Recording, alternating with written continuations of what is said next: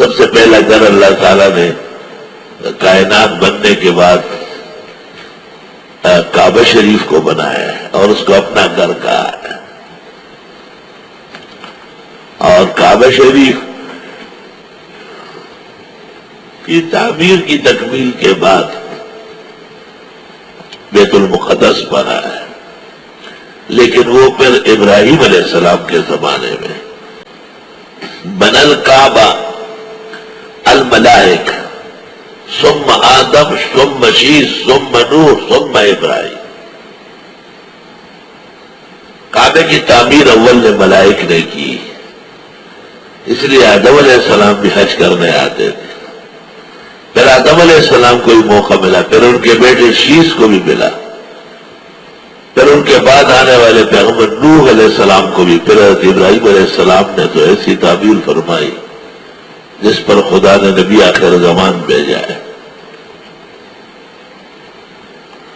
تاریخ مکہ ایک کتاب ہے، اگر موقع ملے تو پڑھ لو.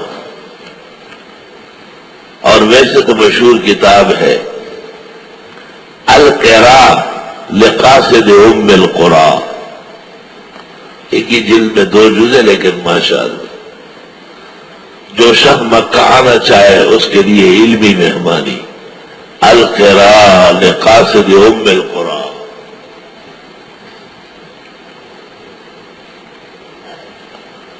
استاد محترم حضرت بنوری کہا کرتے تھے جس نے حج اور عمرہ کیا اور اس نے القراء نہیں لیا، ما حج و ما اعتمرا، کوئی حج اور عمرہ نہیں ہوا. یہ کتاب ضروری ہے عالم دین کے لیے.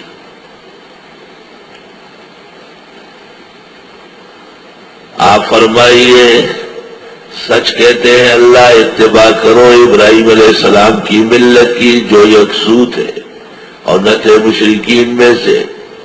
بے شک پہلا گھر جو مقرر ہوا ہے لوگوں کے لیے، وہ جو مکہ میں ہے، وہ برکت والا ہے، ہدایت کا مرکز ہے کائنات کے لیے.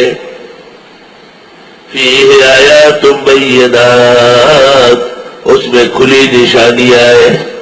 مقام ابراہیم، خاص کر مقام ابراہیم، وہاں ایک چبوترا سا بنا ہے، اس میں ایک پتھر ہے، اس میں حضرت کے قدم ہے، نظر آ رہا ہے. اور وہ پولیس کڑی ہے کیونکہ لوگ وہاں چونتے چاٹتے ہیں، منع کرتے ہیں. لا الہ الا اللہ. کہتے اسی پتھر پر کھڑے ہو کر ابراہیم علیہ السلام نے تعمیر کی، چھت تک گئے ہیں، خود بخود پتھر اوپر نیچے ہوتا تھا. اور اسماعیل علیہ السلام مٹی اور پتھر دیتے تھے، گارا دیتے تھے. 1983 میں ایک بزرگ نے وہ جگہ بھی دکھائی ہے حتیم میں جہاں پر گارا بنایا تھا، اور وہیں پر حضرت جبریل نے ہمارے پیغمبر کو ان کے زمانے میں امامت فرمائی. امامت جبریل کی بھی جگہ تھی. تعمیر کعبہ سے فارغ ہونے کے بعد ابراہیم علیہ السلام نے اعلانات کیے. جبل ابی قبیس پر چڑھ کر یا جدار کعبہ پہ چڑھ کر وہ اعلان لوگوں نے سنے ہیں ارواح میں، اسلاب میں اور صدیع امہات میں. جس نے ایک دفعہ کہا لبیک حاضر ہو رہا ہو، وہ ایک حج کرے.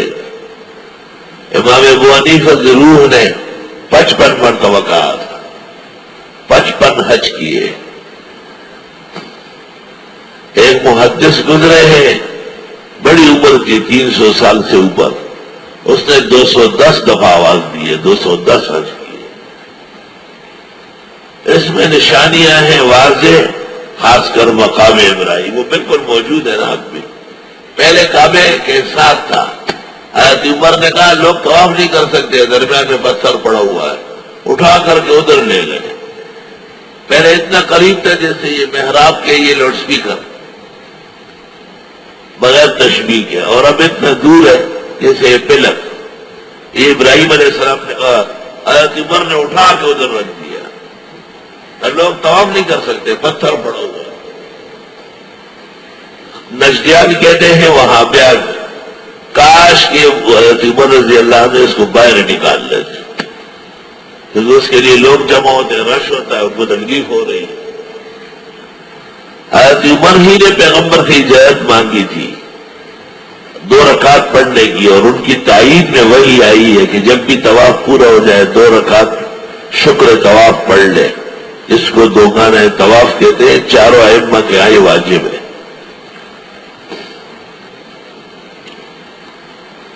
وَمَن دَخَلَهُ كَانَ آمِنًا، جو کوئی یہاں آ گیا وہ امن سے ہوا،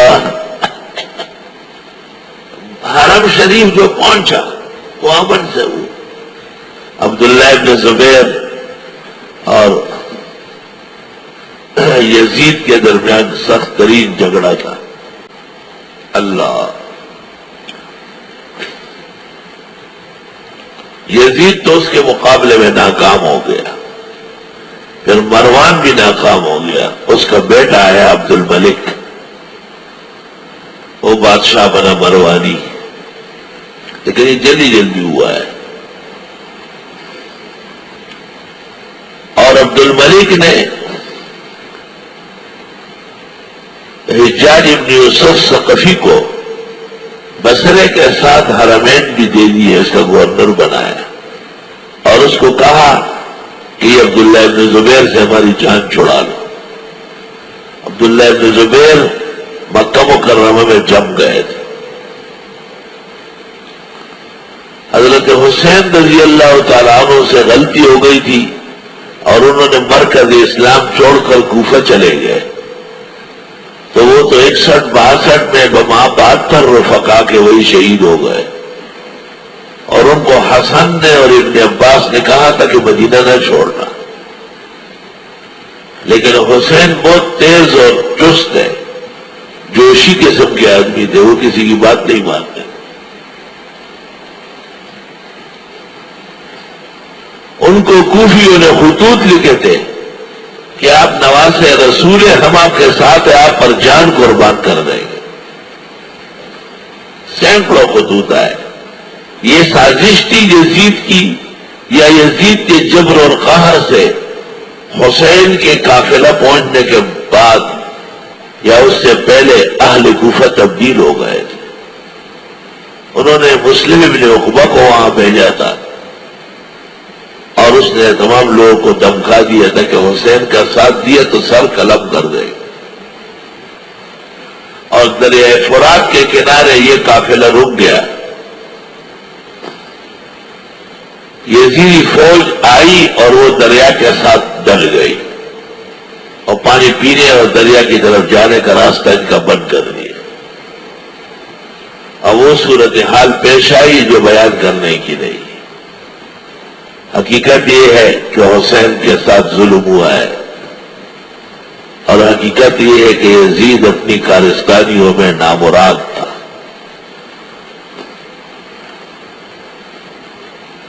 لیکن حضرت حسین مجتبیٰ، ان کو تو یہ کہا گیا تھا کہ مت جاؤ، چو قضا آیت طبیب بلا شود، اور روغن بادام و خشکی بھی کنت۔ اللہ کا قضا و قدر آنے والا تھا تو کسی کی بات نہیں مانی۔ عبداللہ ابن عباس قافلے سے ملنے آئے صبح صبح، اور کہا عورتوں کو تو نہ لے جاؤ، بچوں کو، اور نے کہا جس طرح فیصلہ اس طرح ہوگا۔ آپ نے کہا مجھے نظر آ رہا ہے کہ آپ تن و تنہا ہو جائیں گے، اور یہ عورتیں اور بچیاں، ان کے سروں پر دوپٹے نہیں ہوں گے، اور یہ ننگے سر کوفے کی گلیوں میں دوڑ رہی ہوگی۔ وہ اسی طرح ہی ہوا۔